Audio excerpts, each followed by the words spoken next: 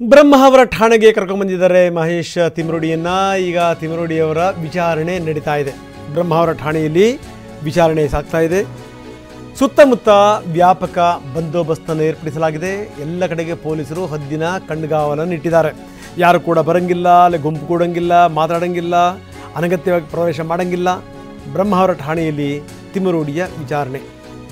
ಮಠಣ್ಣವರ್ ಈಗಾಗಲೇ ಬಂದಿದ್ದಾರೆ, ವಕೀಲರ ಜೊತೆಗೆ ಬಂದಿದ್ದಾರೆ ಪೊಲೀಸರ ಜೊತೆ ಮಾತಾಡಲಿಕ್ಕೆ.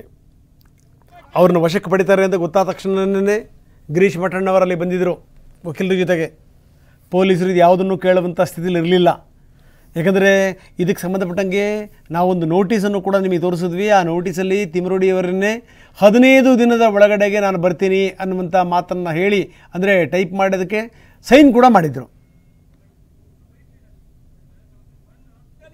ಪೊಲೀಸ್ನವರಿಗೆ ಸರಿ ಏನಾದ್ರೂ ನನ್ನ ಆತ್ಮಕ್ಕೆ ಏನಾದ್ರೂ ತೊಂದರೆ ಆದ್ರೆ ರಾಜ್ಯ ಸರ್ಕಾರ ಕಾರಣ ಆಗ್ತದೆ, ಇಡೀ ಬಿಜೆಪಿ ಅವರು ಕಾರಣ ಆಗ್ತಾರೆ. ನಾನು ಇವತ್ತು ಸ್ಟೇಷನ್ಗೆ ಹೋಗ್ತೇನೆ, ಪೊಲೀಸ್ನವರಿಗೆ ಸರಿಯಾದ ಒಂದು ಹೇಳಿಕೆಯನ್ನು ಕೊಡ್ತೇನೆ, ನ್ಯಾಯ ಖಂಡಿತ ಸಿಗ್ತದೆ. ಏನಾದ್ರೂ ನನ್ನ ಆತ್ಮಕ್ಕೆ ಏನಾದ್ರೂ ತೊಂದರೆ ಆದ್ರೆ ರಾಜ್ಯ ಸರ್ಕಾರ ಕಾರಣ ಆಗ್ತದೆ, ಇಡೀ ಬಿಜೆಪಿ ಅವರು ಕಾರಣ ಆಗ್ತಾರೆ. ನಾನು ಇವತ್ತು ಸ್ಟೇಷನ್ಗೆ ಹೋಗ್ತೇನೆ, ಪೊಲೀಸ್ನವರಿಗೆ ಸರಿಯಾದ ಒಂದು ಹೇಳಿಕೆಯನ್ನು ಕೊಡ್ತೇನೆ, ನ್ಯಾಯ ಖಂಡಿತ ಸಿಗ್ತದೆ. ಏನಾದ್ರೂ ನನ್ನ ಆತ್ಮಕ್ಕೆ ಏನಾದ್ರೂ ತೊಂದರೆ ಆದ್ರೆ ರಾಜ್ಯ ಸರ್ಕಾರ ಕಾರಣ ಆಗ್ತದೆ, ಇಡೀ ಬಿಜೆಪಿ ಅವರು ಕಾರಣ ಆಗ್ತಾರೆ. ನಾನು BL ಸಂತೋಷ್ ವಿರುದ್ಧ ಮಾತಾಡಿದ್ದು ನಾನು ಆಗಲೇ ಅದನ್ನು ಹೇಳ್ತಾ ಇದ್ದೆ. ಸರ್ಕಾರ ಇಲ್ಲಿ ಜಾಣ್ಮೆಯನ್ನು ಪ್ರದರ್ಶನ ಮಾಡಿದೆ. ಸರ್ಕಾರದ ವಿರುದ್ಧ ಏನೇ ಮಾತಾಡಿದರೂ ಕೂಡ, ಸರ್ಕಾರದ ಪ್ರತಿನಿಧಿಗಳ ವಿರುದ್ಧ, ಅದು CM DCM ಇಂದ ಹಿಡಿದು ಈ ಹೋಮ್ ಮಿನಿಸ್ಟ್ರ್ ತನಕ ಯೋಗ್ಯತೆ ಇಲ್ಲ ಅನ್ನುವಂಥ ರೀತಿಯಲ್ಲೇ ಮಾತಾಡಿದರು.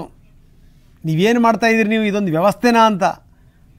ಆದರೆ ಆ ಸಂದರ್ಭದಲ್ಲಿ ಅಪ್ಪಿ ಸರ್ಕಾರ ಈ ಕ್ರಮಕ್ಕೆ ಮುಂದಾಗಲಿಲ್ಲ. ಆದರೆ ಯಾವಾಗ BL ಸಂತೋಷ್ ವಿರುದ್ಧ ಇವರು ಮಾತಾಡಿದ್ದಿದೆಯಲ್ಲ, ಸೊ ಇದಕ್ಕೆ ಸಂಬಂಧಪಟ್ಟಂಗೆ ದೂರು ದಾಖಲಾಯ್ತಲ್ಲ, ಸರ್ಕಾರಕ್ಕೆ ಒಂದು ಅದ್ಭುತವಾದಂಥ ಒಂದು ಅವಕಾಶ ಸಿಕ್ತು ಇವ್ರನ್ನ ಅರೆಸ್ಟ್ ಮಾಡಲಿಕ್ಕೆ. ಈಗ ಅರೆಸ್ಟ್ ಮಾಡಿದ್ದಾರೆ, ಈಗ ಸ್ಟೇಷನ್ನಲ್ಲಿ ಕೂಡಿಸಿದ್ದಾರೆ, ವಿಚಾರಣೆ ನಡೀತಾ ಇದೆ.